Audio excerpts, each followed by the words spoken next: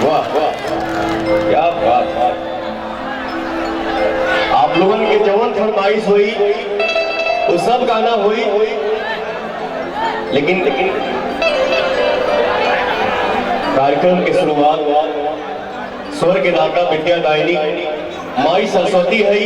सबसे पहले हम लोग भजन गाई, एक बाद आप लोगों के जवन इच्छा जवन आदेश वही गीत गाऊंगा।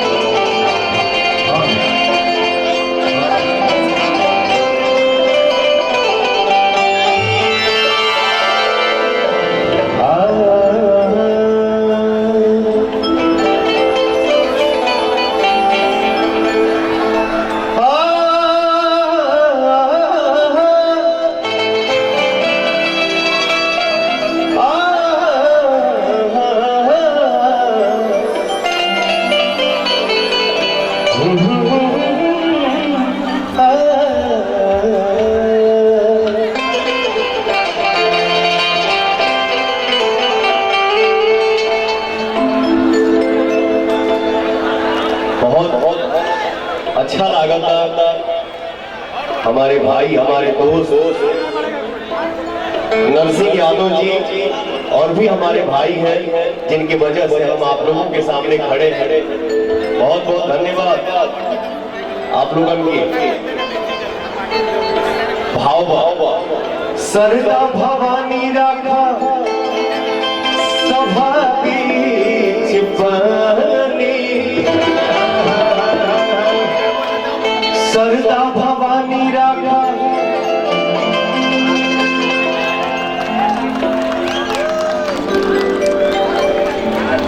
धीरज भाई नरसिंह भैया और भी हमारे जितने भाई हैं, बहुत बहुत धन्यवाद। आप लोगों के वजह से हम अपने भगवान को देख रहे हैं। सरदा भवानी राखा सभा बीच बनी, दोनों हाथ जोड़ी पड़ी पैया हो भैया, अब भिया के हीन बनी दुखिया में दीन बनी, ना पूरा पढ़नी पढ़ाई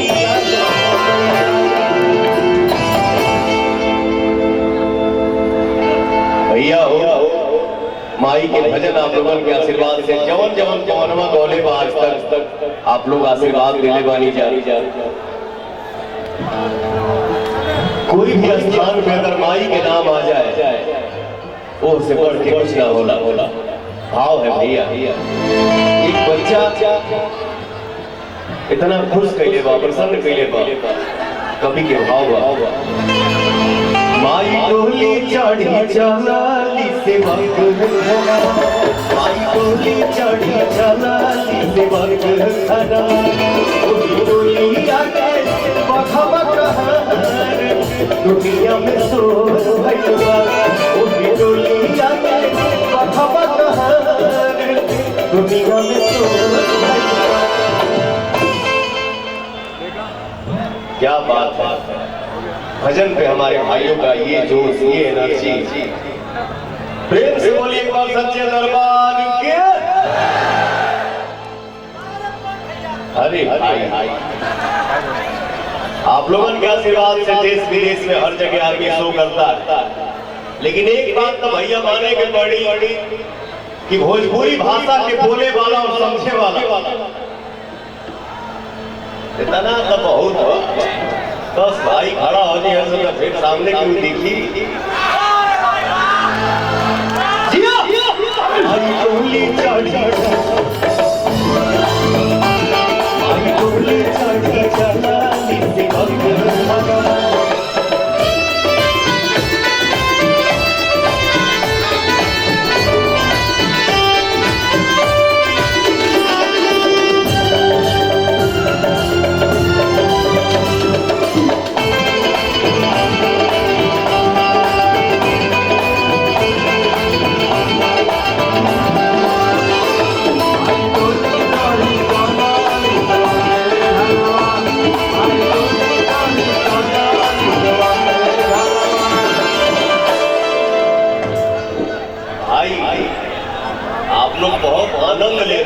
ये देख के मुझे आनंद हो रहा है, मैं आनंदमय हो गया। लेकिन बाबू खड़ा मत होइए, बैठे रहिए। बैठ के जितना हिलाएगा हिला खड़ा खड़ा देखो भैया। अरे आप लोगों के भी प्रणाम हो भैया। ओ हीरे टोलिया के ललता हो हजारा, ओ करे चमक से होई उजियारा वो।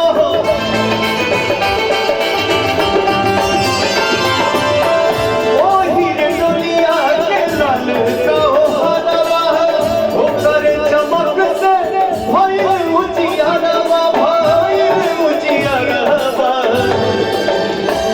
चाल दोनों की झुनो की चलेला, चाल दोनों की झुनो की चलेला। बघवा संगे संगे भैरो भैया रखवार, दुनिया में सो भैया संगे संगे भैरो भैया रखवार, दुनिया में सो भैया। माई बोली चढ़ी जलाली से बंद खड़ा, माई बोली चढ़ी जलाली से बंद खड़ा। क्या बात है बेटा बेटा, देखिए इतना छोटा सा बच्चा रुमाल लेके घुमा रहा है।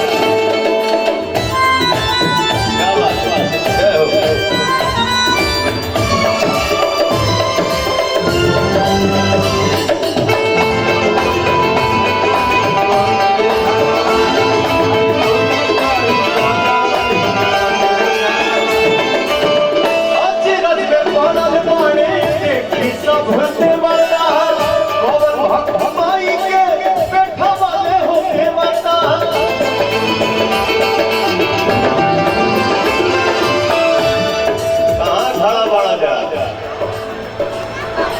दीवाल होगी बहुत सा। अरे अच्छा करकट। अरे बाबू जी देखिए, अब हंसे मत बाबू, आराम से आराम से। प्रणाम आप लोगों के प्रणाम। रज में पड़ल बाड़े देखी सब देवता, कौन भक्त माई के बैठवले हो देवता, बैठवले हो देवता। सज धज के चलली माई बेटा घरवा, सज धज के चलली माई बेटा घरवा। ये करता